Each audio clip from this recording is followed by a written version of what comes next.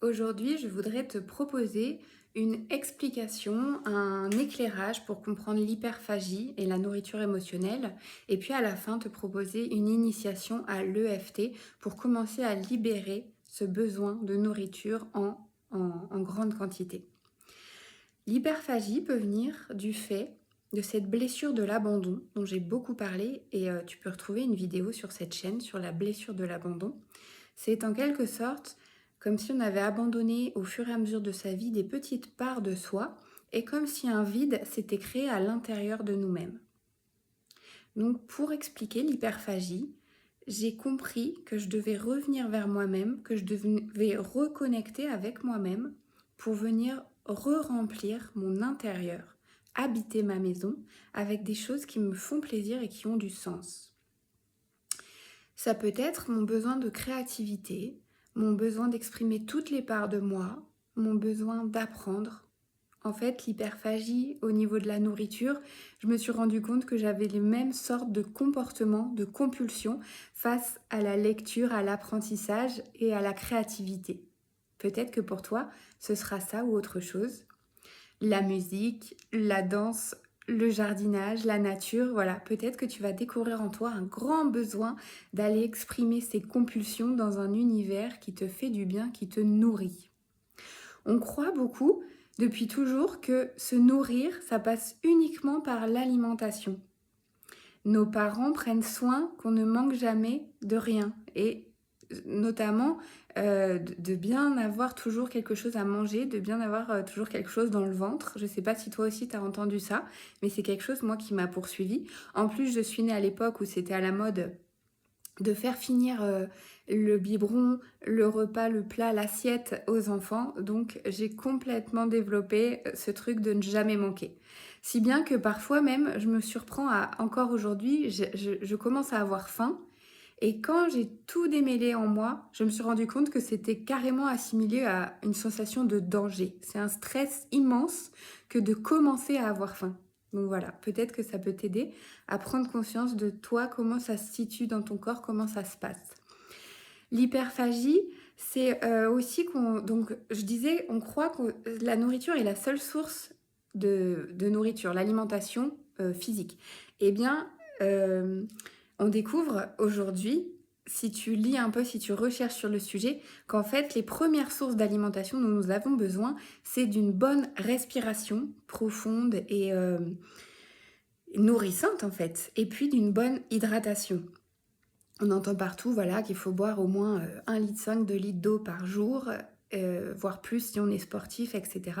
Moi qui étais maître nageur dans le monde du sport, voilà, ça m'a beaucoup accompagnée et ça a beaucoup aidé aussi à transformer mes perceptions et mes interprétations de comment je dois nourrir mon corps pour être en bonne santé, quelles sont les bonnes choses à faire. Donc il existe plusieurs sources de nourriture et la nourriture physique passe légèrement derrière en second plan la respiration et l'hydratation. Déjà, ça peut te donner des premières clés pour voir l'alimentation, comment te nourrir, comment prendre soin de toi d'une autre manière. Et puis par rapport à l'hyperphagie qu'on va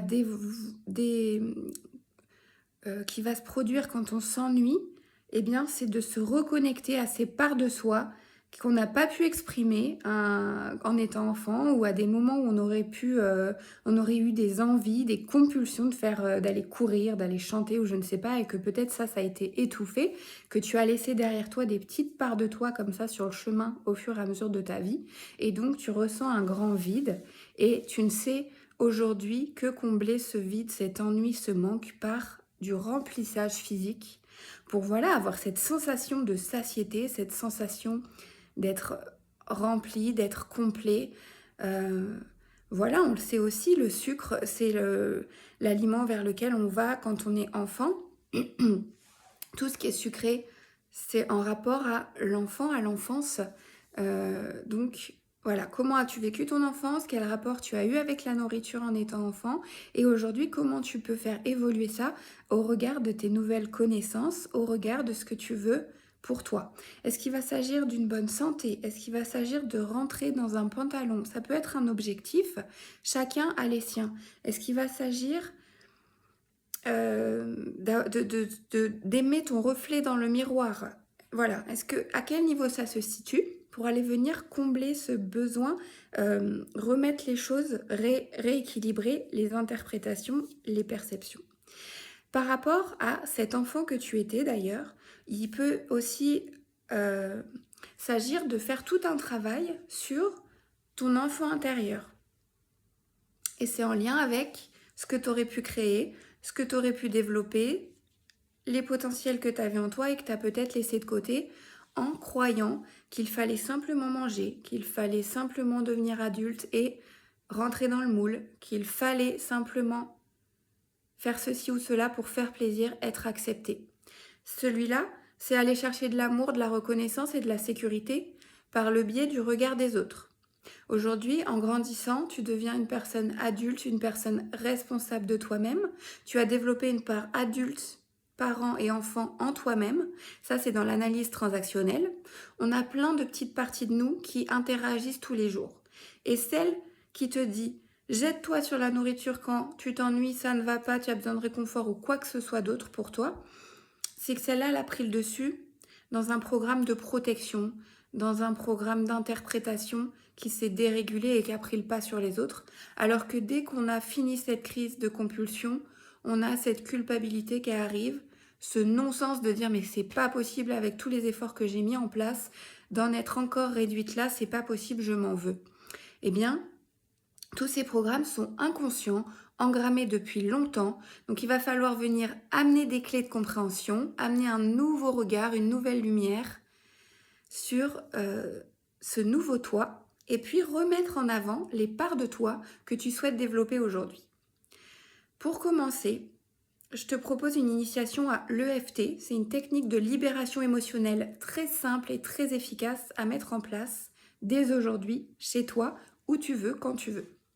Je vais te proposer une ronde EFT avec mes mots, avec ce que moi je vis, avec ce que je propose et ce que je vis auprès de mes coachés, un panel de ce que j'ai vu et entendu dans ma vie.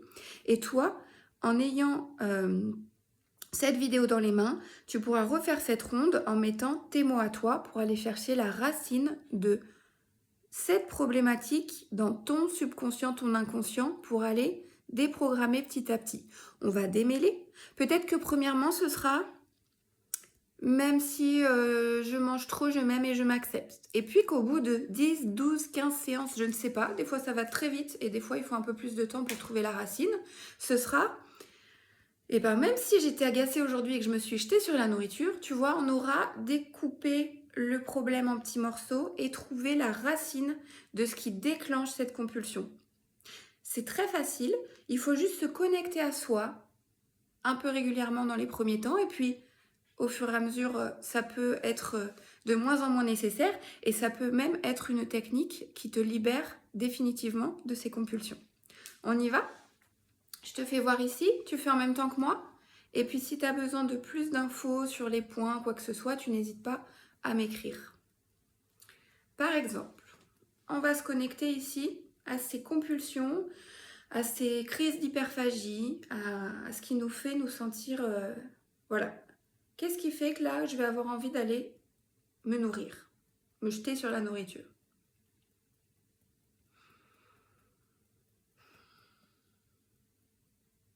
Même si je m'ennuie et que je me sens triste, je m'aime et je m'accepte comme je suis. Même si je me sens abandonnée ou que j'ai abandonné moi-même des petites parties de moi, je m'aime et je m'accepte comme je suis.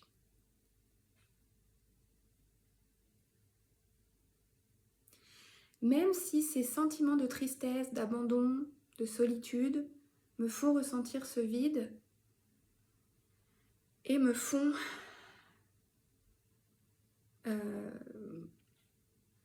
me jeter sur la nourriture, je m'aime et je m'accepte comme je suis.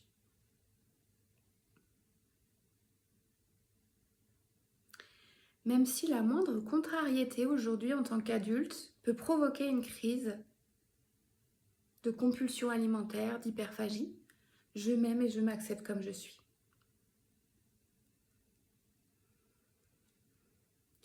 Même si je prends conscience aujourd'hui que la nourriture n'est pas le seul moyen de me nourrir. Je m'aime et je m'accepte comme je suis. Même si j'aimerais développer d'autres moyens de me nourrir, renouer avec ma créativité, avec le fait d'apprendre, pour l'instant, j'en suis là et je m'aime et je m'accepte comme je suis.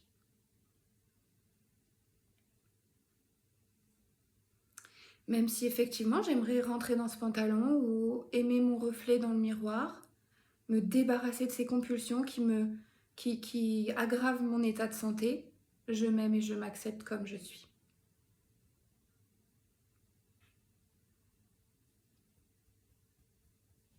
Je suis pleine de ressources, je prends conscience de ces programmes inconscients, je les refais monter en surface pour les dénouer et les libérer.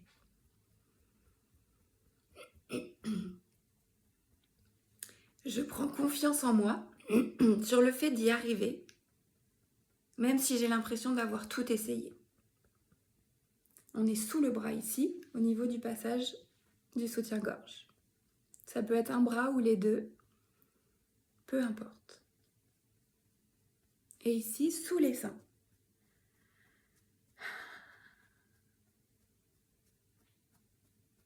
Je prends le temps de me connecter à mes mots et de refaire cette ronde pour aller chercher plus en profondeur, de moi envers moi, d'où viennent ces compulsions, d'où vient ce besoin de me remplir. Je relâche. On peut rajouter ici un petit point qui se situe entre les deux tendons là qui relient les doigts, le pouce de l'autre côté, juste pour finir un petit massage. Rester connecté à soi-même, respirer profondément. On peut mettre la main sur le cœur. Voilà. L'idéal aussi, c'est de pouvoir noter ton ressenti avant de faire la ronde EFT. Par exemple, tu sens qu'il y a une crise peut-être qui arrive, que tu commences à penser à la nourriture, au sucre ou quoi que ce soit. Commencer cette ronde pour se connecter et se dire, bon, sur une échelle de 1 à 10, je ne suis pas à 10, là encore, je suis à 5. Je commence à avoir envie d'aller manger, d'avoir cette compulsion qui vient. Je note 5 sur 10 et je commence. Qu'est-ce qui se passe ? Voilà. Et mettre tes mots à toi pour aller trouver la racine, pour démêler tout ça, refaire monter à la conscience des choses qui sont engrammées, qui sont de l'ordre des habitudes dont tu veux te débarrasser aujourd'hui. Si tu souhaites aller plus loin, n'hésite pas à me contacter. J'ai un programme complet pour se débarrasser des mauvaises habitudes, devenir la confiance, devenir la joie, remettre du sens dans sa vie à tous les niveaux. Et peut-être que pour toi, ça commencera par se libérer de ces comportements alimentaires que tu ne souhaites plus avoir dans ta vie. Je te souhaite une belle journée. À très bientôt. Ciao.